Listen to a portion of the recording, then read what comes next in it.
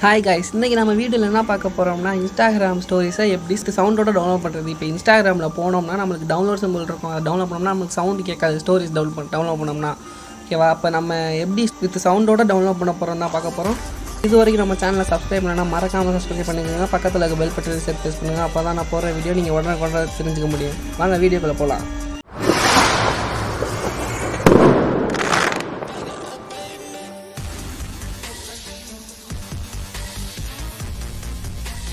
இப்போ நான் இன்ஸ்டாகிராமில் போகிறேன். உங்களுக்காண்டி ஒரு ஸ்டோரி நான் வச்சுருக்கேன். நான் அந்த ஸ்டோரியை இப்போ நான் உங்களுக்கு ப்ளே பண்ணி காமிக்கிறேன். ஓகே, இந்த ஸ்டோரியை தான் நம்ம டவுன்லோட் பண்ண போகிறோம்.